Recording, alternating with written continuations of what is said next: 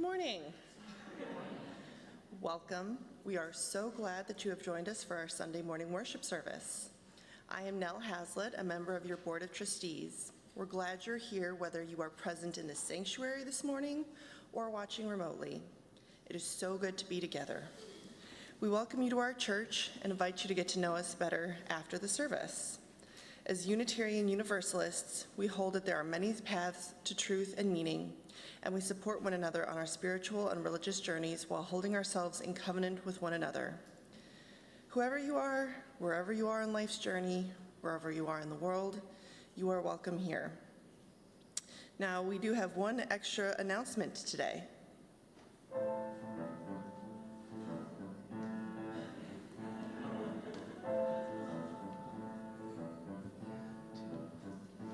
You better sign up, get your items in, 'cause it'll be here for too long. It won't be long, you're making your final bid.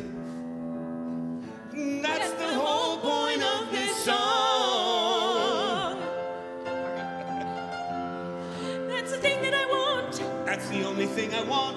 Ooh, ooh, ooh. Gonna find what I want. Gonna bid on what I want. Ooh, ooh, ooh. That's the thing that I want. That's the only thing I want. Ooh, ooh, ooh. All I need. Yes, indeed.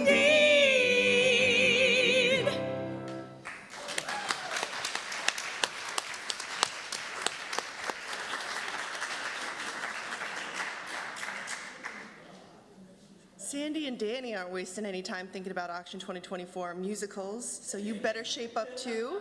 Submit your donations, purchase your tickets for silent and live auctions, and visit the auction table in Creeves between services if you have any questions. Now, if you are online, I invite you to greet each other through the chat, and if you are present here, I invite you to turn to someone you did not come with and greet them with a wave and a good morning greeting.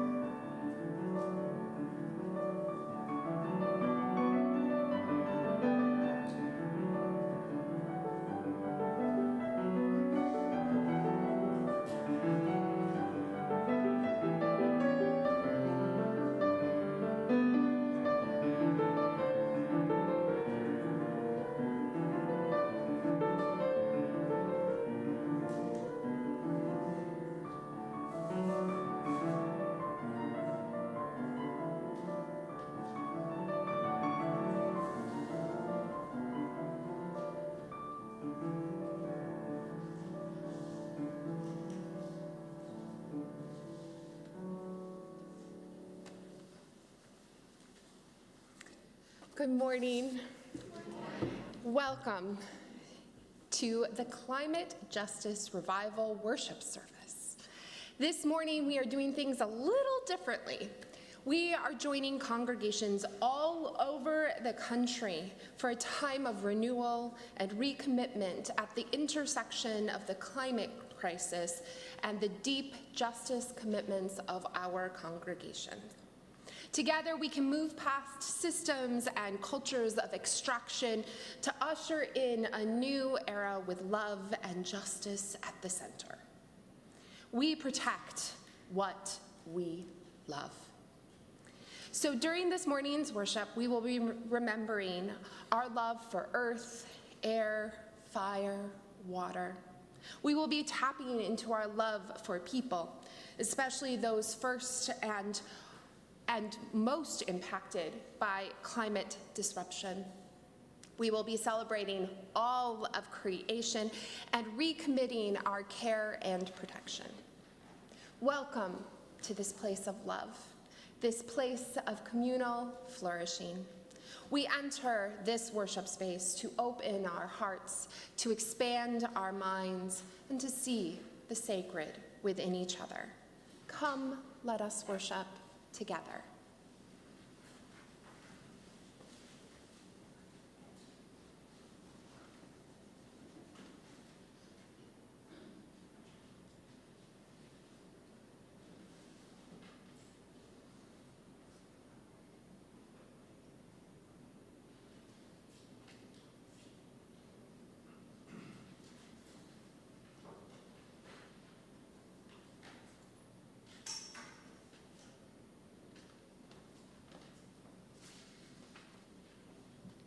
When Unitarian Universalists light our chalice, we are doing more than moving a bit of flame from a little stick to our favorite candle. When Unitarian Universalists light our chalices, we are showing what happens when we harness the power of fire. Fire is one of our world's most sacred elements, perhaps because it always causes change. Fire warms and feeds. Fire destroys and eliminates. With a bit of attention and care, fire works with us to reveal, to show, and literally to illuminate. Fire helps us to see and to survive, and so fire is an especially sacred symbol today at our Climate Justice Revival, because we are in need of change, we are in need of warmth and substance, and we need to clear a bright new path for ourselves and our world. May this cup of captured fire be a symbol today of our passion, our care, our brilliance in the face of great need. Like fire, we are powerful. Like fire, we create change. May it be so.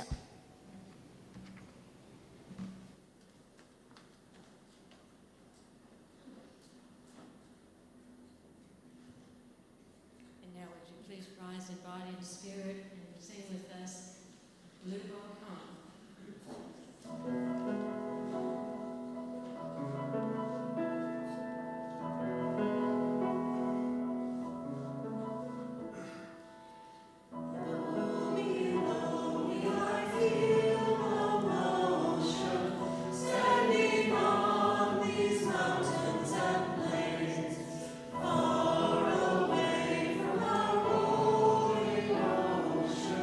Still my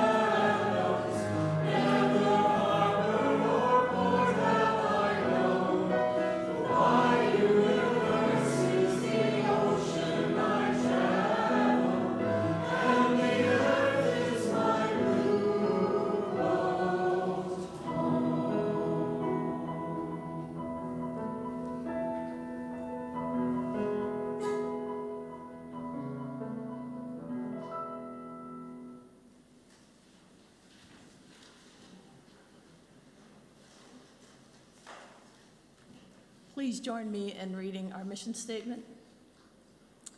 We gather together to grow in character, mind, and spirit, and to transform the world towards fairness, love, and compassion.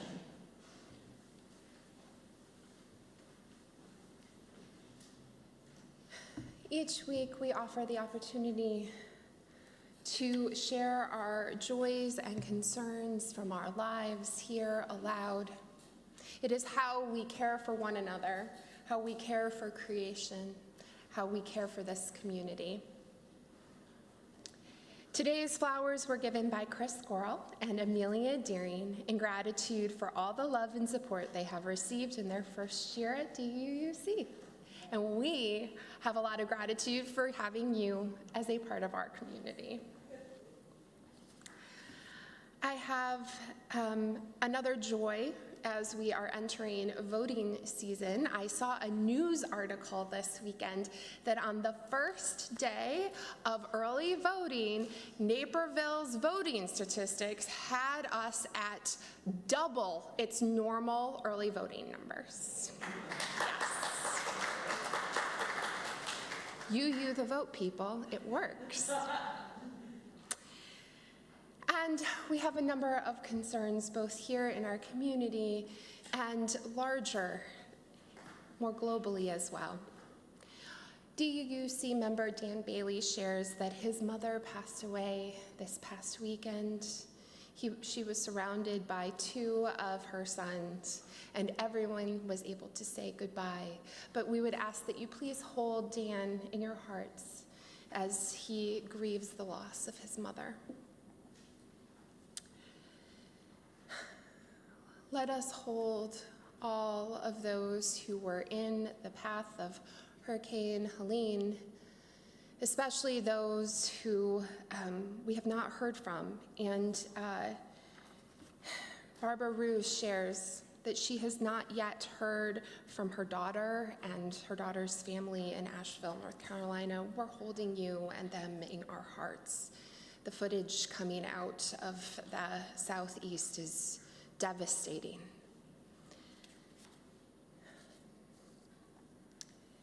Today, we will also sound our chime for an act of injustice committed by one of our states in the unjust death of Marcellus Khalif Williams.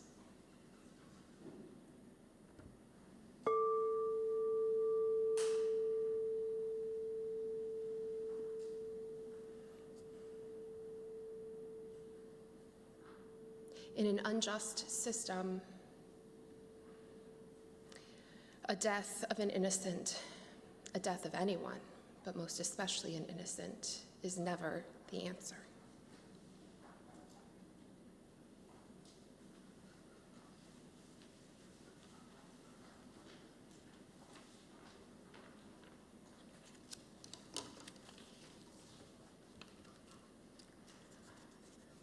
Fear stifles imagination and limits our capacity for relationships that embrace our beautiful and abundant humanity. Fear creates cynical cycles of supremacy and extractive relationships with each other and our planet. Reimagining together is how we overcome fear. Reimagining together is how we build new relationships. And in a new era, putting love at the center. Today especially, we put love at the center of our work for climate justice. Please join us in a prayer for people and the planet. Our congregational response is, let us reimagine a new era together. Beginning right here in our congregation, we pray for ourselves, that we open our hearts to be companions, caring for a hurting world, and committing to create a world of flourishing. Let us reimagine a new era together. With reverence for the great web of life and humility, we acknowledge our place in it.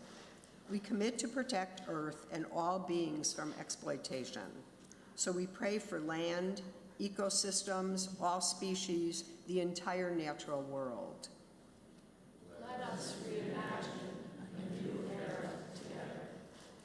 We pray for justice for our local frontline communities who are impacted first, worst, and longest by climate change and who face systemic oppression.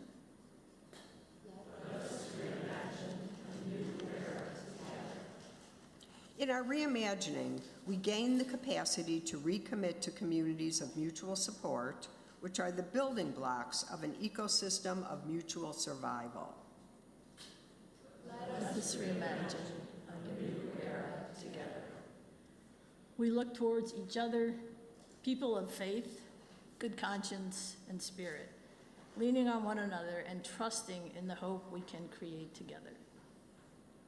Let us reimagine a new era together. We make right the wrongs of the past, not by ignoring them, but by doing the difficult work of dismantling the oppressive systems and behaviors that feed our illusion of separation. May we live in a way that honors our interdependence and acts in accordance with our interconnection with all people and the planet. Let us reimagine a new era together. As we begin in local, committed communities of support, we find the strength and courage to widen our circles of concern, resisting hierarchies of value and ideologies of scarcity.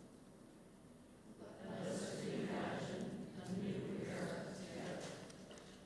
In our widening and deepening connections, we discover relations in the salt-kissed Pacific islands of Kiribati, the solid and frozen ground of Newtok, Alaska, and the life-giving valley of the Rio Piñol in Honduras. Let us reimagine a new era together. With humility and commitment, we acknowledge our own part in so much harm to our relations: saltwater encroachment, dying permafrost, and the poison refuse of illegal mining. Let us reimagine a new era together.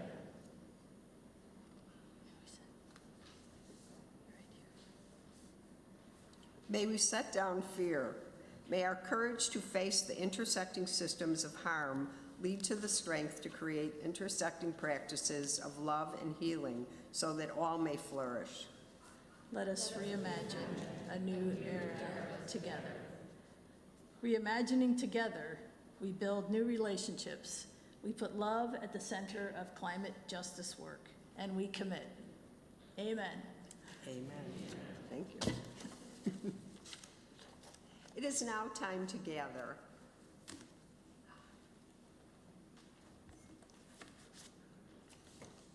One of my favorite books is Dear Children of the Earth. A Letter from Home by Shim Shamel. Dear children of the earth, I am writing this letter to ask for your help. Do you know who I am? I am the planet Earth.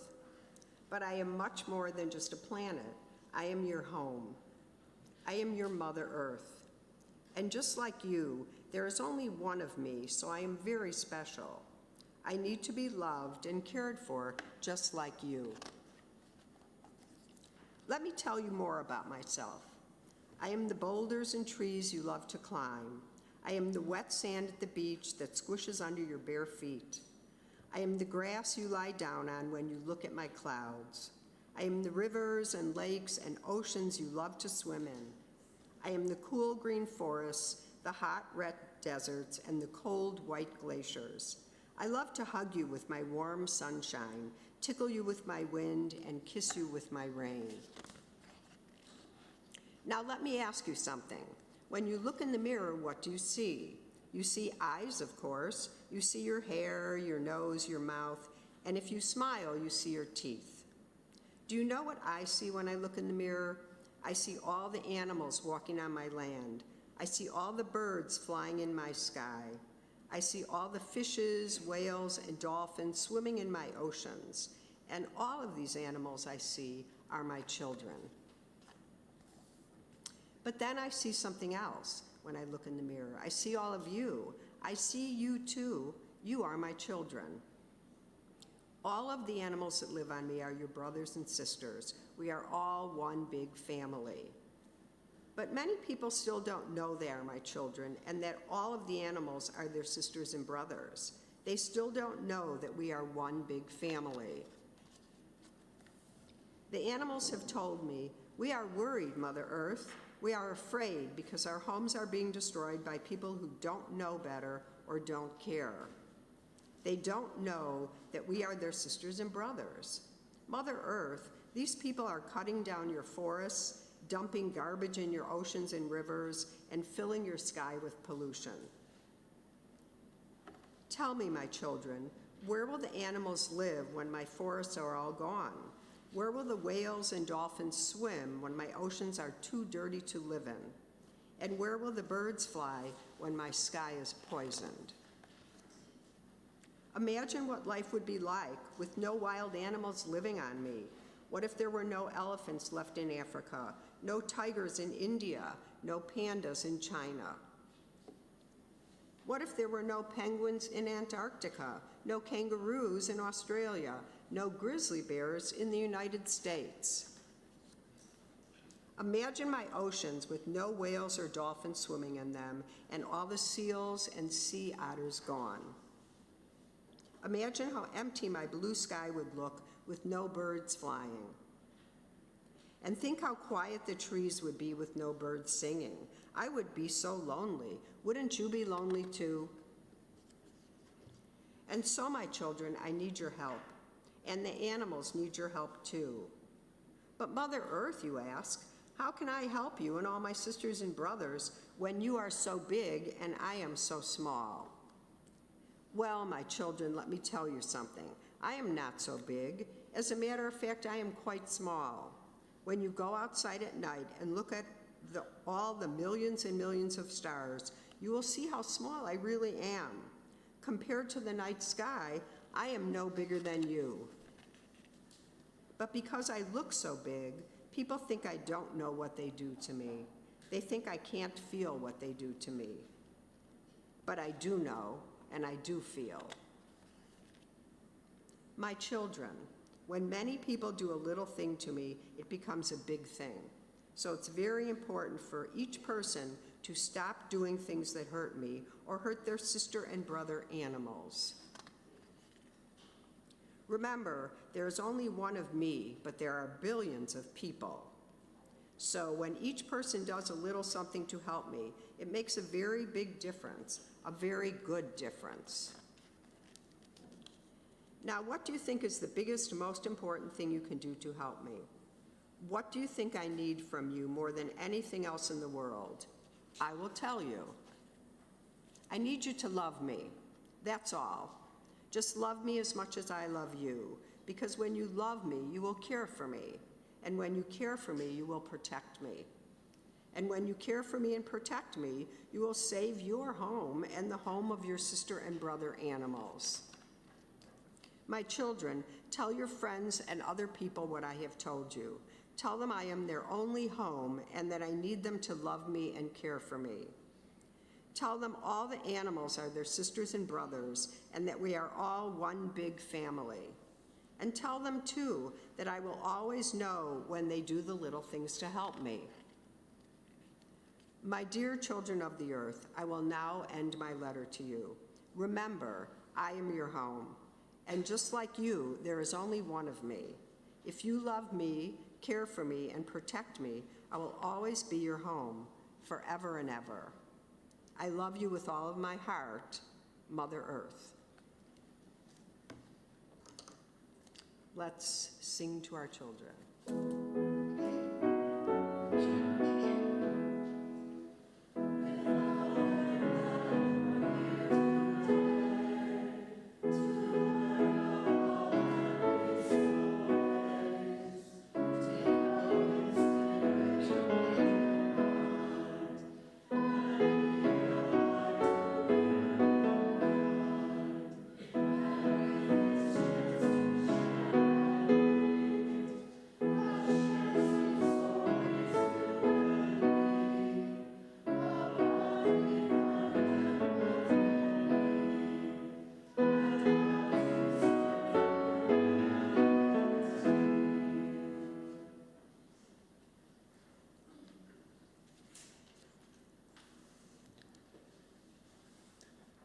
Climate justice isn't abstract. It impacts people, including all of us and our neighbors. It's not a contest between our commitments to the planet and our commitments to a more just society. In fact, those commitments are one and the same. We have chosen to give our entire offering plate this morning to the UUA Disaster Relief Fund. The UUA Disaster Relief Fund allows the UUA to offer funds to UU congregations like our own and affiliated UU organizations in emergency disaster situations. These situations include hurricane and natural disasters like wildfires. In the last year, the number of requests made to the fund and subsequent gifts given have drained the fund. It currently is unable to offer any assistance at this time. We ask that you give as generously as possible to the UUA Disaster Relief Fund so that it can continue to support UU churches in moments of emergency.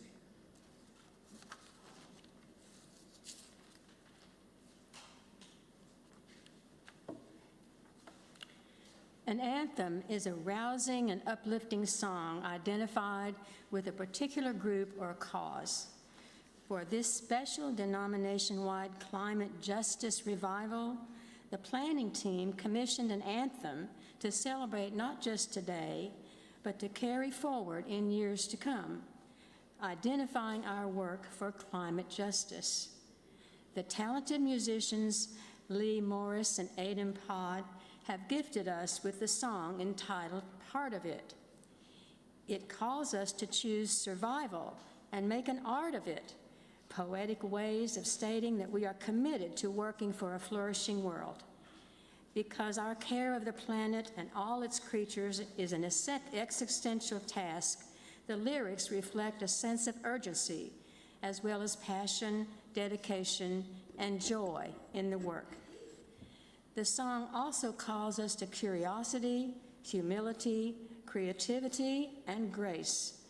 The work does not fall on one person's shoulder alone. Contributions individuals make are part of the solution.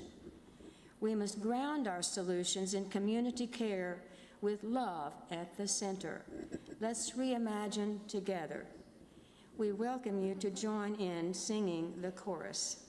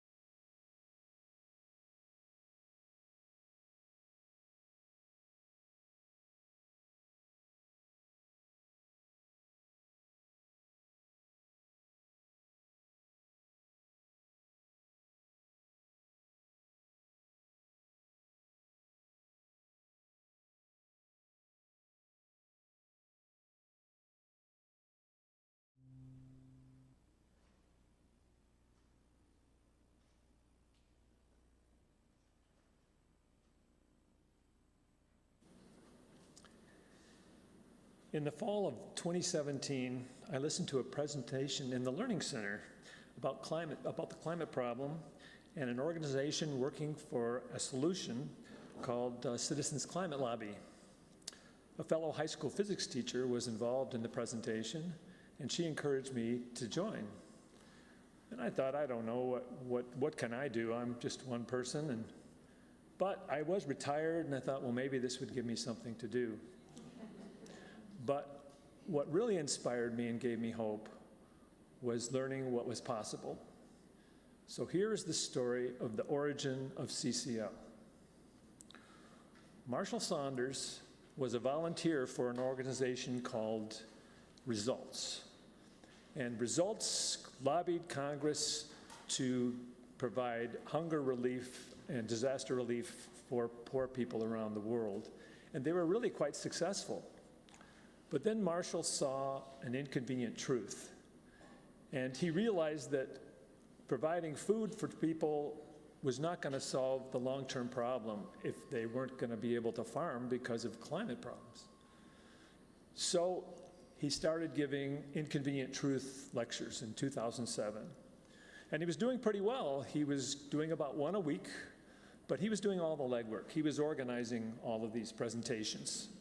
And then out of the blue, he got a call from the International Affairs Club of Rancho Bernardo in California.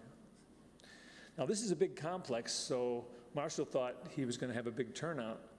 But it turns out that this was an organization that was part of a retirement community within the complex, and so 10 to 12 people found their way down to listen to what Marshall had to say. And so he gave his presentation about a half hour, and when he was finished, he asked, are there any questions? And an older woman in the back raised her hand, and she said, I can't see with the new light bulbs. Would it be okay if I used 2 light bulbs just for reading? And Marshall didn't know what to say. He said, well, he thought to himself, well, I'm not doing too good with the first question. So then another lady in the back, one over, asked a second question. And she said, well, what should we do? And Marshall felt a little cornered, and he said, well, what is needed is the methodology of results. Hundreds of people, organized and educated, lobbying the representatives and the media in a relentless, unstoppable, and yet friendly and respectable way. And so she said, well, why don't you do that? He said, well, I'm not doing it because I didn't think anybody would show up. And she said, well, I'll help you. What was Marshall supposed to say? He was trapped by a woman in the back pushing 90. So he said, okay. So he reserved a room in the library at Rancho Bernardo, and although he lived 45 minutes away, he sent out invitations to as many people as he could think of. And then when he learned that Lee's arthritis had flared up, the woman who was going to help him, and she wasn't going to be able to, he thought about canceling. But he'd already sent out the invitations, and so he decided to go ahead with it. And he and his wife got there early, and they found out that the room he'd reserved wasn't actually in the library. It was outside staircase around the back, on the second floor, down a hallway, past a couple doors. And Marshall thought, geez, if they find the parking lot, they're not going to find the room. But 29 people showed up, and a Saturday, for 3 hours, Marshall poured his heart out. And when he was finished, he asked the big question, who is willing to help me? And he thought, if I get 4 people, that'll make a group, and we'll be able to do it. And all 29 people raised their hands. Marshall passed away in 2019 at the age of 80, but I got to hear him give this talk.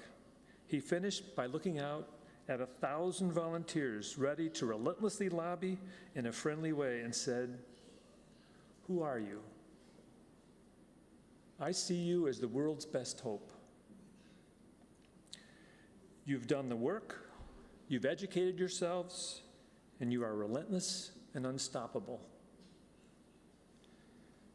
CCL lobby meetings have three main points, three main things. The first is appreciation.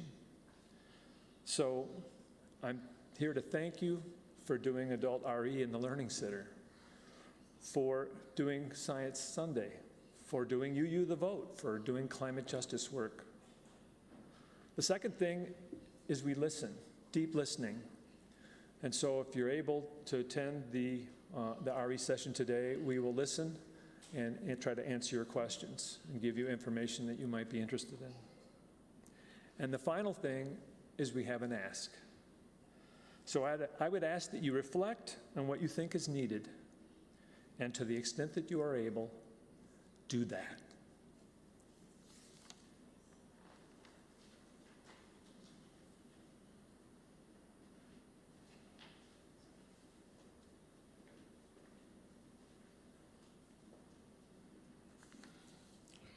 Good morning. I'm going to share my little personal story about my outdoor life, why I love nature. As a child, I played in the dirt under the porch, mixing little cups of water with the dusty earth to make imaginary cakes and serve to my imaginary friends. Then I would climb the snowball tree and hide in the fluffy blossoms. When I got a little older, I had wonderful adventures in the vacant lot prairie near our house. My cousin Mike collected butterflies, so he would bring his net, and we would stalk around in the milkweed and the tiger lilies, finding big banana spiders and snakes and toads, as well as the elusive butterflies. My dad took my sister and me to the forest preserves often.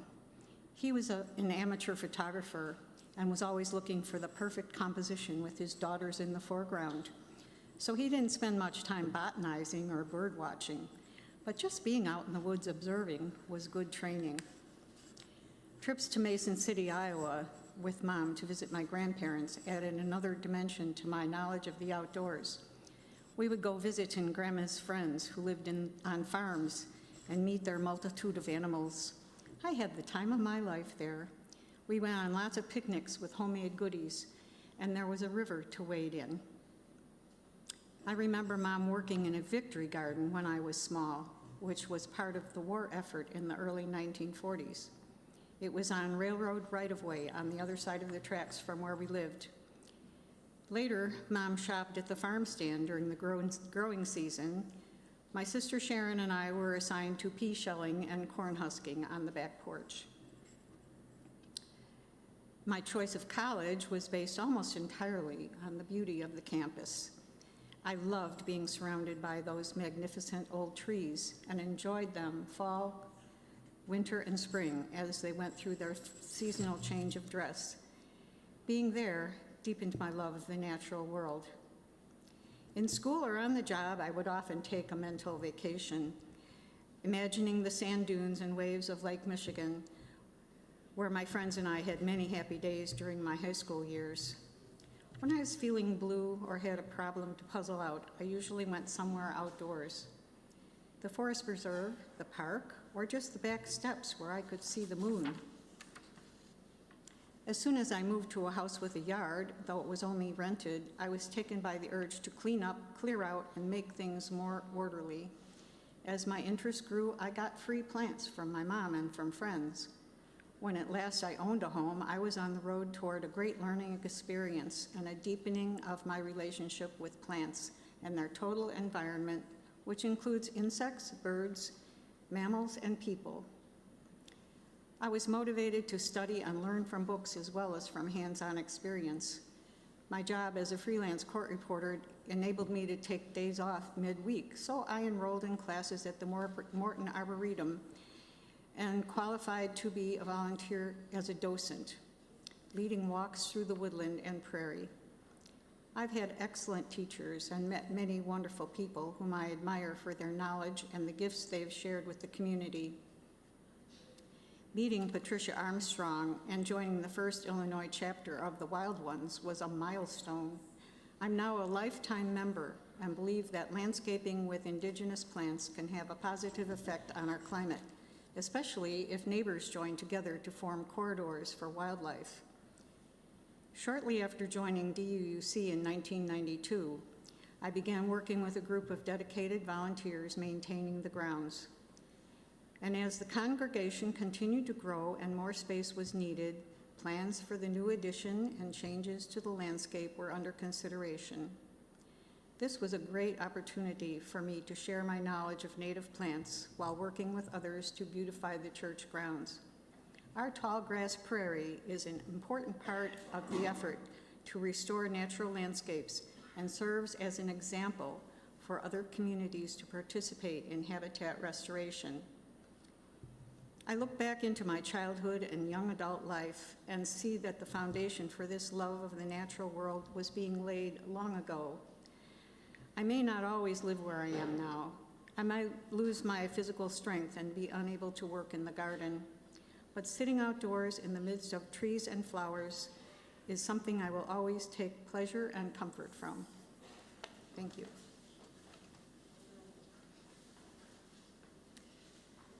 From the individual experiences of our lives to the ways we advocate in our local and state and federal government, this congregation and its members have a deep commitment to caring for our earth.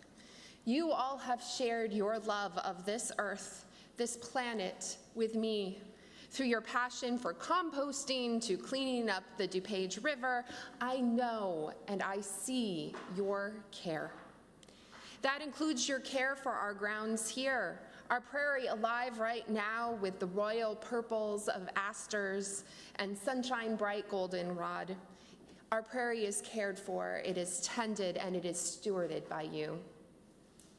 Every election cycle is an opportunity for us to consider what is important to us. Every vote we make is not simply for a person, but for our values. A vote for reproductive rights, a vote to defend and preserve the humanity of our transgender siblings, a vote for economic equality, a vote for our planet. This election cycle, though, has so much more on the line for us. This election cycle is about ending hate, coming together, and stopping the rise of fascism. Even if this election cycle brings about all that we wish, we still have so much work ahead of us. Our nation and our planet is at a breaking point. A revival is a resurgence of passion, a recommitment to values. Today, across this nation, Unitarian Universalists are gathered, just as we are now, to reconsider their commitment, their relationship to our earth. This service, this music, this prayer that we prayed is being repeated again and again today, uplifting our voices, amplifying our intentions to re-engage, to refocus, to once again live together in community with all of creation. Unitarian Universalists across America are enacting a ritual of hope, a ritual of blessing as we commit to engaging our vote for the health and well-being of our planet. I invite you today to join in by having your hands blessed for the work of climate justice. With water as a symbol of renewal, I will invite you to come forward and stop at one of the stations here to be blessed by one of our volunteers as a visual commitment, as an act to take action for all of creation. Please rise as you're willing and able and tend to one of the stations before returning to your seat.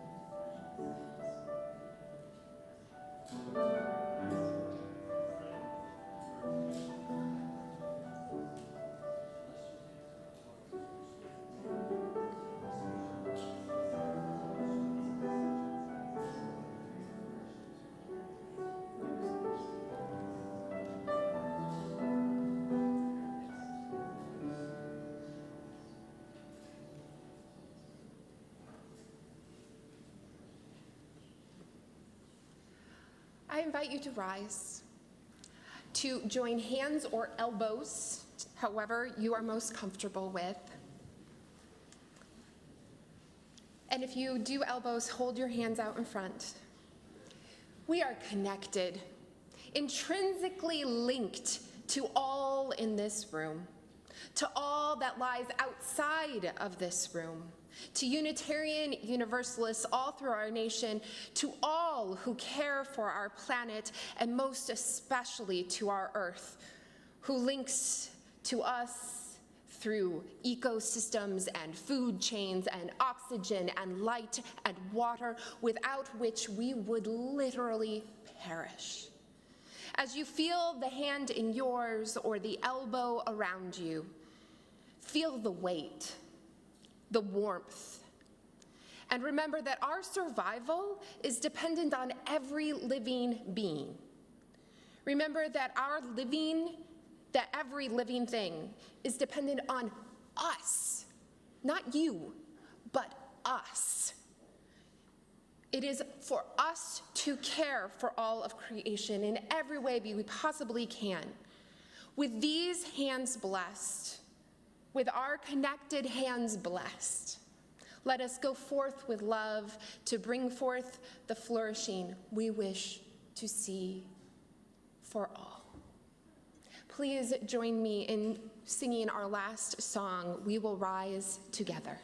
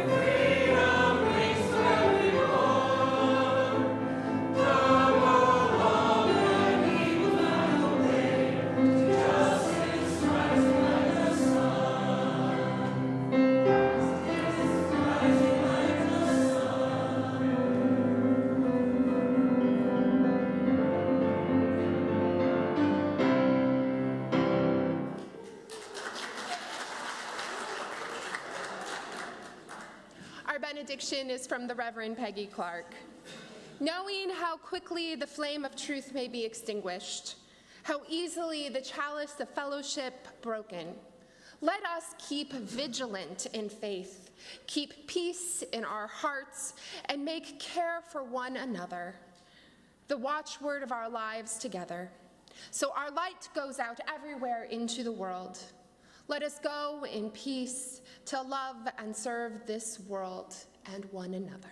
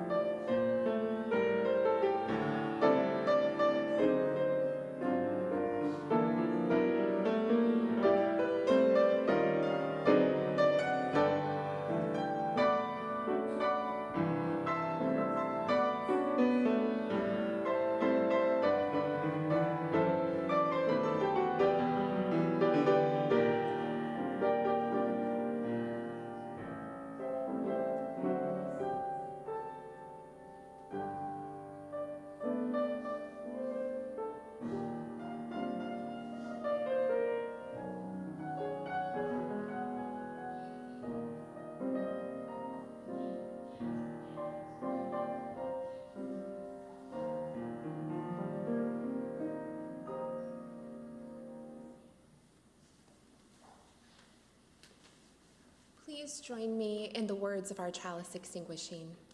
We extinguish the light of this chalice, but not